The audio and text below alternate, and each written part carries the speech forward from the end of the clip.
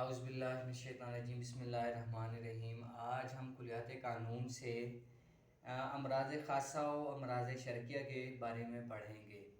امراض خاصہ یعنی خاص امراض جو کسی خاص عضو کے ساتھ ہی ریلیونٹ ہوتے ہیں یا اس کے ساتھ اٹیچ ہوتے ہیں، جیسے پھیپھڑوں کے ساتھ نمونیا کا اٹیچ ہونا یا پھیپھڑوں میں نمونیا کا ہونا، اور وجع القلب کا دل کے ساتھ تعلق ہونا، یعنی وجع القلب صرف ہارٹ میں ہی ہوگا یا جس کو ہم انجائنا کہتے ہیں وہ ہارٹ کے ساتھ ہی ریلیٹڈ ہے۔ اور اس کی تیسری مثال یہ ہے کہ فتق الامعاء یعنی آنت کا نیچے اترنا یا سکروٹم میں آنا، جسے ہرنیا کہتے ہیں، کا تعلق آنتوں کے ساتھ ہی ہے، اس کو امراض خاصہ کہتے ہیں۔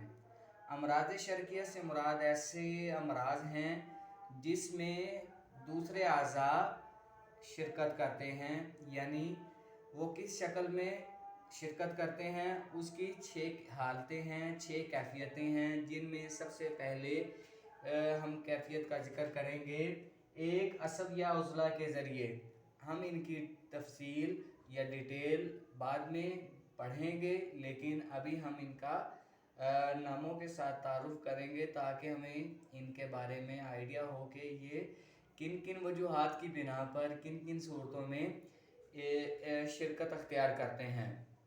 تو پہلی صورت یہ ہے ایک عصب یا عضلہ کے ذریعے۔ دوسری صورت ہے ایک عضو دوسرے کا راستہ ہو۔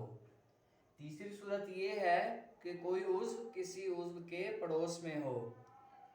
چوتھی صورت یہ ہے کوئی عضو اپنے فعل کے مبدا کے ساتھ اٹیچ ہو، وہ بھی اس کے ساتھ شراکت اختیار کر لیتا ہے۔ پانچویں صورت یہ ہے کہ کوئی عضو یا کوئی حصہ دوسرے حصے کا خادم ہو یا اس کا سب آرڈینیٹ ہو، جو اس کے تحت رہتے ہوئے اپنے کام سر انجام دیتا ہے۔ چھٹی صورت یہ ہے 2 سے زائدہ اعضاء کسی تیسرے عضو کے ساتھ مشارکت اختیار کریں، تو اس کو کیا کہتے ہیں؟ امراض شرکیہ۔ اب ہم ان کی تفاصیل باری باری پڑھتے ہیں کہ یہ کس طرح ایک دوسرے کے ساتھ شرکت اختیار کرتے ہیں۔ ایک عصب یا عضلہ کے ذریعے۔ ایک عصب یا عضلہ کے ذریعے سے مراد یہ ہے کہ کوئی بھی 2 اعضاء کسی بھی مسل یا کسی بھی نرو یا عصب کے ذریعے ایک دوسرے کے ساتھ اٹیچ ہوں۔ اس کی مثال ایسے ہی ہے جیسے معدہ اور دماغ ایک عصب کے ذریعے جس کا نام ویگس نرو ہے کے ذریعے ایک دوسرے کے ساتھ جڑے ہوتے ہیں، یعنی ہمارا دماغ جب خراب ہوتا ہے اور الٹ و سلٹ چیزیں یا غلط بازاری چیزیں کھانے کی طرف راغب ہوتا ہے، جن میں جنک فوڈ ہے، بازاری بنی ہوئی چیزیں ہیں، جس میں برگر، شاورمے، پیزے وغیرہ ہے، یہ ان کی طرف زیادہ رغبت اختیار کرتا ہے تو ان کو کھاتا ہے اور بہت زیادہ ایکسیسو فوڈ کی اماؤنٹ کھاتا ہے، یعنی اپنی حد سے تجاوز کرتا ہے۔ کھانے چاہیے، زندگی کا حصہ، انجوائمنٹ ہونی چاہیے، لیکن جب آپ اس کا فریکوینٹ یوز کریں گے، بہت زیادہ حد سے تجاوز کریں گے تو یہ خرابی کا باعث بھی بنتا ہے۔ تو یہ ساری چیزیں جو جنک فوڈ کہلاتی ہیں یا بازاری چیزیں کہلاتی ہیں یا مین میڈ چیزیں کہلاتی ہیں، تو جب ہم ان کو کھاتے ہیں تو یہ چیزیں ہمارے معدے میں بھی جا کے گرانی پیدا کرتی ہیں، تیزابیت پیدا کرتی ہیں اور بیماریاں پیدا کرنے کا باعث بنتی ہیں۔ جب یہ غذائیں ثقیل اور بادی غذائیں ہمارے معدے میں جاتی ہیں تو ان سے ایسے بخارات اٹھتے ہیں، ایسے فضلات پیدا ہوتے ہیں جو ہمارے دماغ کو بھی متاثر کرتے ہیں۔ دوسری اس کی مثال یہ ہے کہ رحم اور پستان جو ہیں وہ بھی ایک عصب اور عضلہ کے ذریعے آپس میں ایک دوسرے کے ساتھ اٹیچ ہوتے ہیں۔ فیمینائن آرگیزم حاصل کرنے کے لیے ہم پستانوں پہ مساج کرتے ہیں، جس سے آرگیزم حاصل ہوتا ہے۔ اسی طرح جب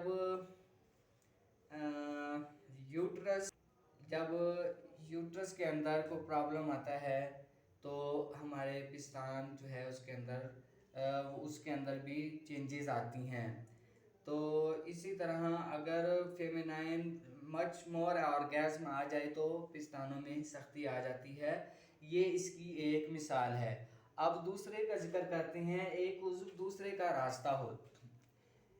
مثال کے طور پہ ہماری پنڈلی کے اوپر کوئی ورم آ گیا ہے، زخم لگ گیا ہے، تو جو بھی سرکولیشن پنڈلی تک جانی ہے وہ جانی ہے ہمارے فیمورل ریجن کے ذریعے یا ہمارے انگوائنل ریجن کے ذریعے۔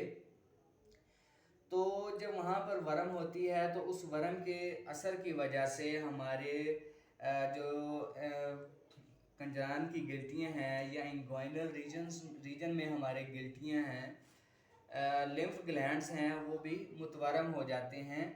تو چونکہ وہ ہمارے اپر لمب سے لوور لمب کے درمیان ایک کنیکشن ہے گروئن کے اندر، تو وہ متورم ہو جاتا ہے۔ تیسری صورت یہ ہے کہ ایک عضو کسی عضو کے پڑوس میں ہو، پڑوس سے مراد نیبرہڈ ہے۔ مثال کے طور پہ ہمارا سر اور گردن آپس میں ایک دوسرے کے نیبر ہیں، پڑوسی ہیں۔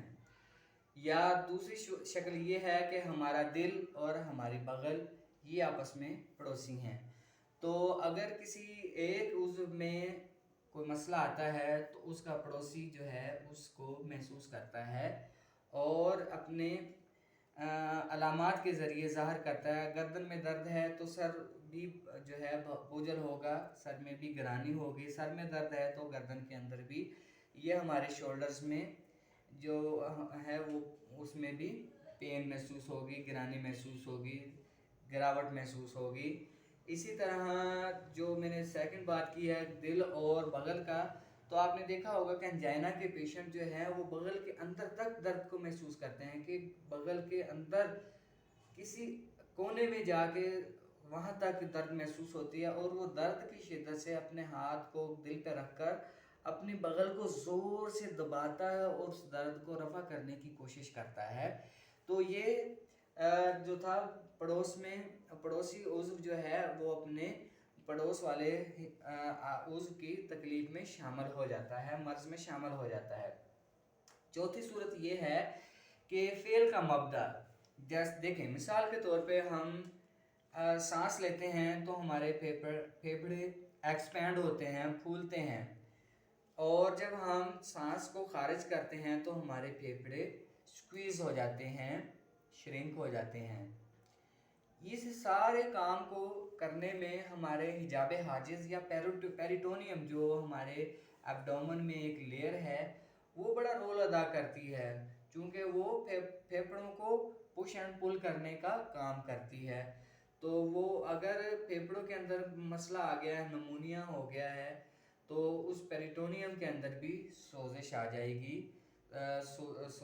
سوزش کی وجہ سے ہمارے پیٹ میں بھی درد محسوس ہوگا، اور اسپیشلی جب کفنگ ہوتی ہے، کف کرتا ہے جس کو نمونیا ہو جاتا ہے، تو وہ یہ بھی کہتا ہے کہ میرے پیٹ کے اندر بھی تکلیف محسوس ہو رہی ہے۔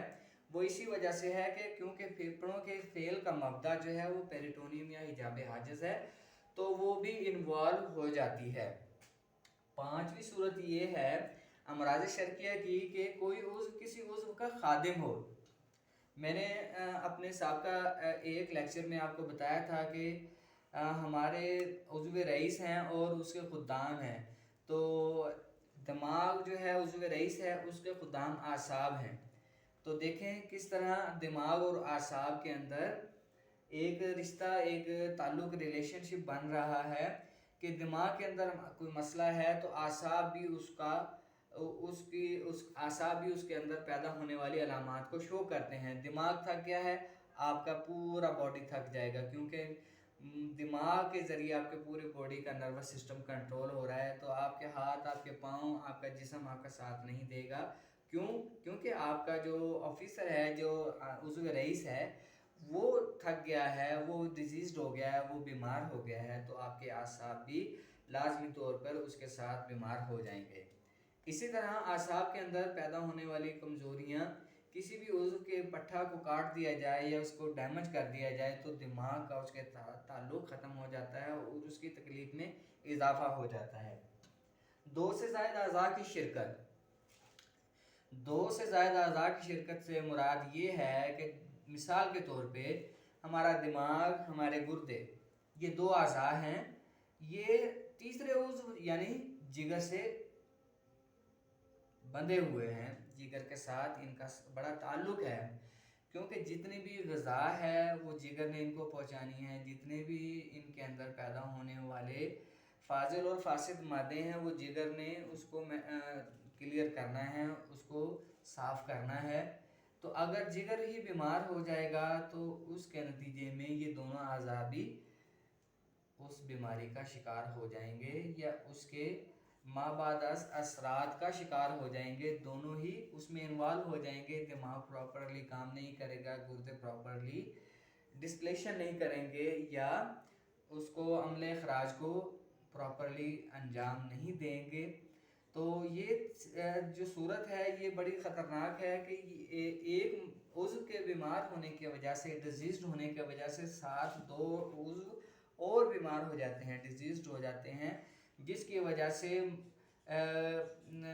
कॉम्प्लिकेटेड डिजीज़ या मल्टीपल डिजीज़ पैदा हो जाती हैं, यानी बहुत सारे अमराज पैदा हो जाते हैं जिनमें फिर उसको सुधारना या उसको ठीक करना तबीब के लिए थोड़ा मुश्किल हो जाता है। अल्लाह के हुक्म से हो तो जाता है ठीक, लेकिन उसके लिए हैंडल करना थोड़ा मुश्किल हो जाता है कि वो बारी बारी सब अज़ा के मुतल्लिक़ा अद्वियात इस्तेमाल करवाता है और मरीज़ के लिए सेहत का बायस बनता है। उम्मीद करते हैं कि ये वीडियो आपके लिए बड़ी मालूमात लेकर आई है और आपके लिए बड़ी इम्पोर्टेंट है। आप इसको ज़रूर देखें और बार बार देखें। उम्मीद करते हैं आप इसको बड़े अच्छे तरीके से सीख गए होंगे। Thank you.